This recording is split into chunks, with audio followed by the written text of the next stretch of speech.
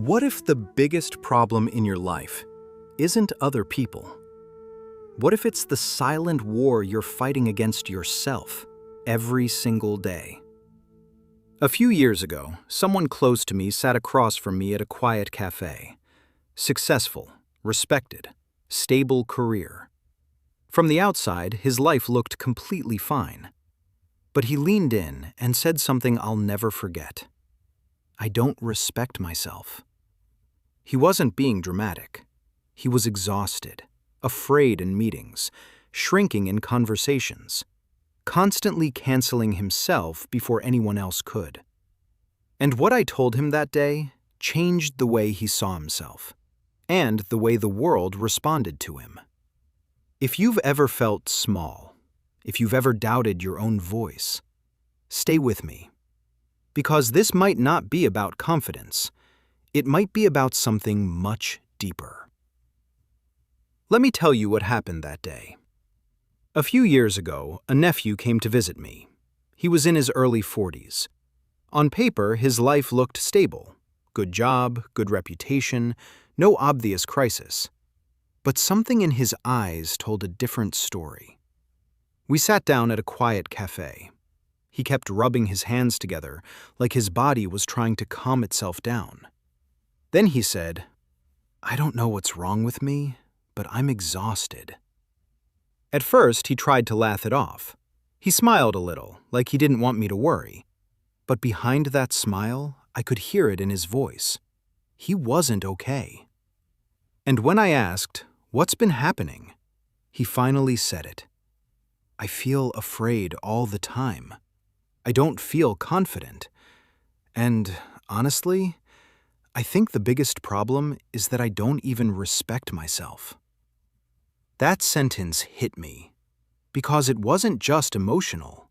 It was painfully honest. And for a moment, I didn't respond right away. I didn't want to give him advice too fast. Because I've learned something. When someone is in pain, advice is rarely the first medicine. The first medicine is presence. Just being there. No fixing, no proving you understand better. No analyzing their mistakes or pointing out what they should have known. Not turning their wound into a lesson. Simply allowing them to feel heard. To feel safe enough to unfold.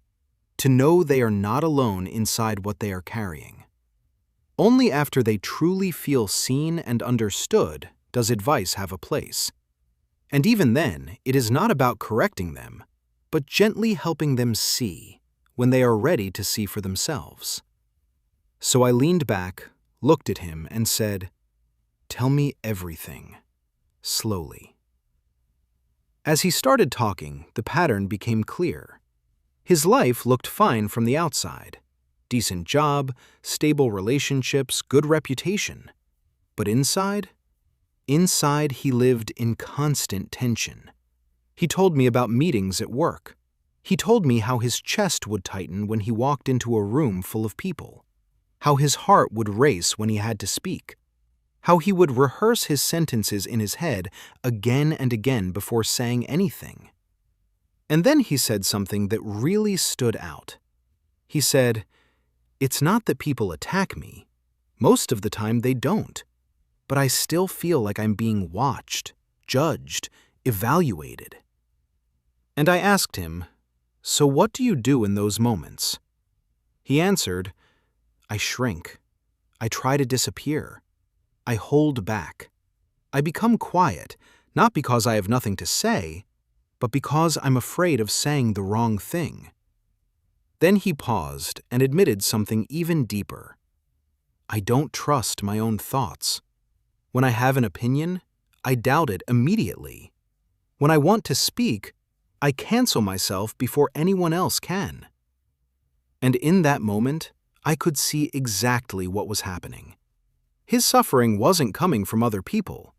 It was coming from his relationship with himself. And I told him, "Listen carefully. What you're describing is not just fear. It's not just lack of confidence. It's deeper." He looked at me and asked, "Deeper how?"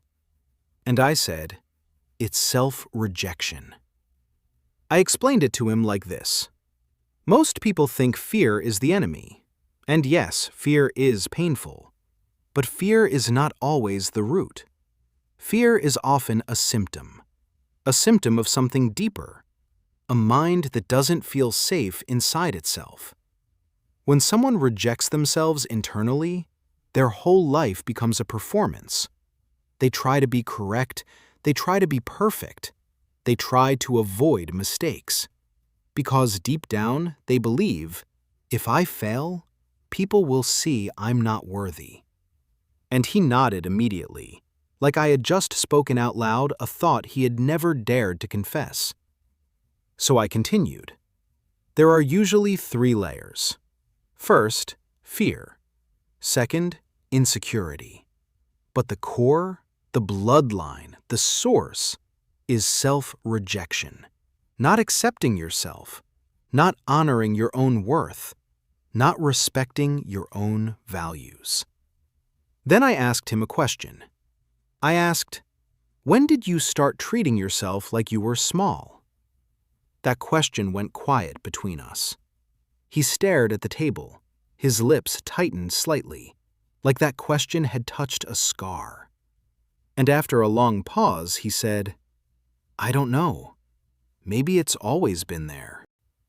He said, I think it traces back to my childhood, to a time when I made mistakes while I was still very young. And every time I slipped, I was met with harsh criticism. Not guidance, not understanding, but judgment. And slowly, I began to see myself through those voices.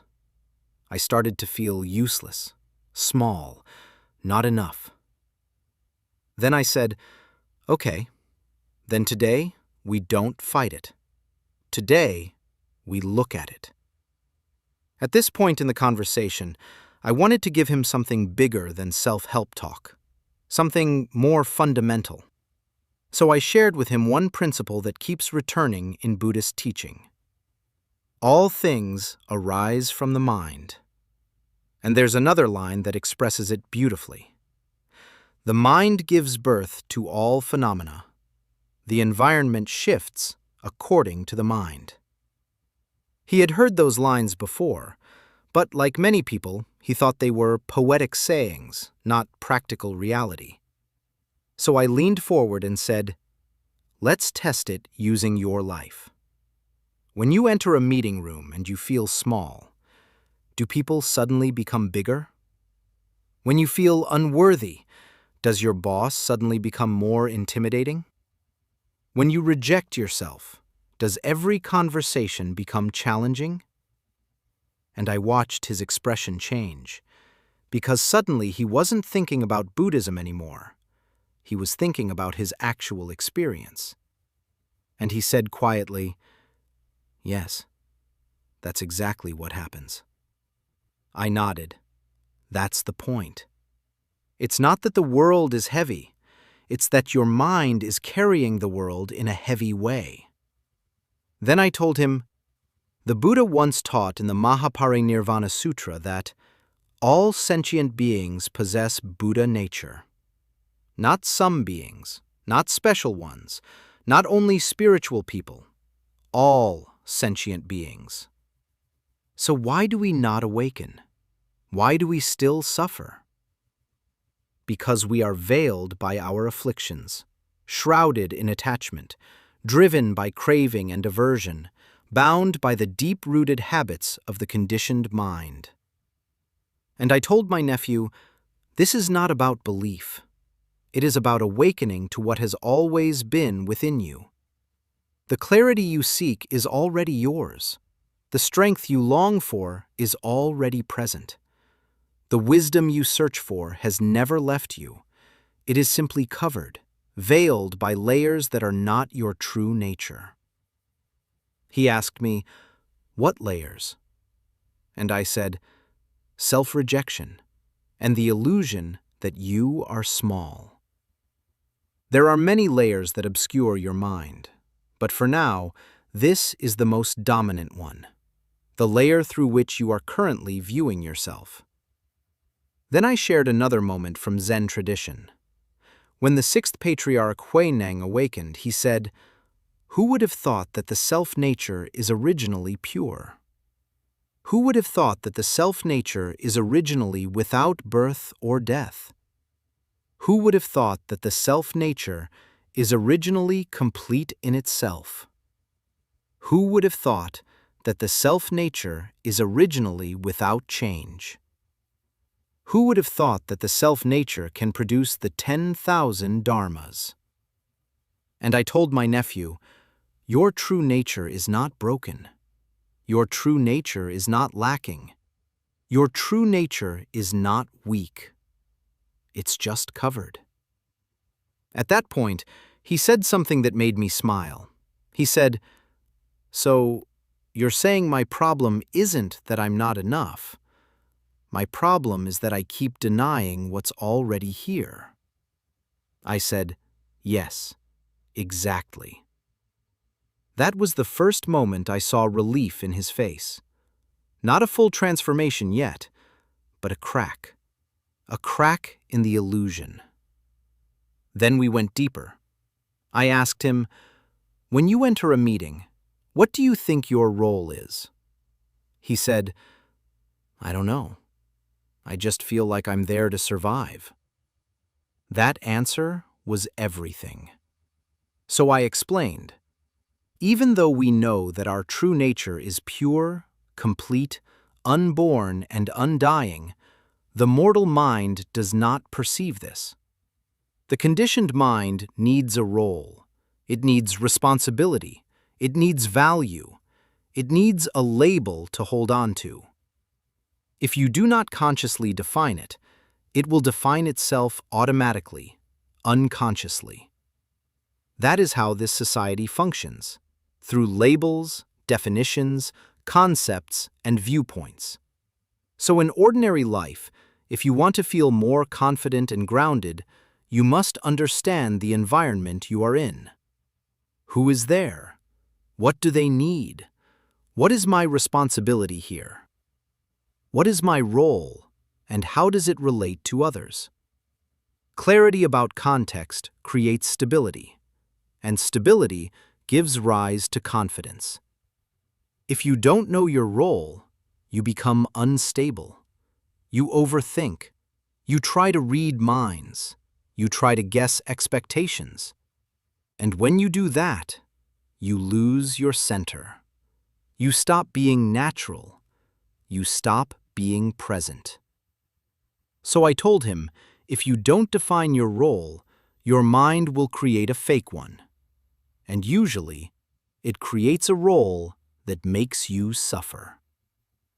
He asked, "What kind of fake role?" And I said, "The role of the inferior one, the one who must prove themselves, the one who is not allowed to make mistakes." He swallowed hard, because that was exactly his inner identity. Then he asked the most important question. "So, what should I do?" And I said, "I'm going to tell you something that sounds simple, but it's radical. Ready?" He nodded.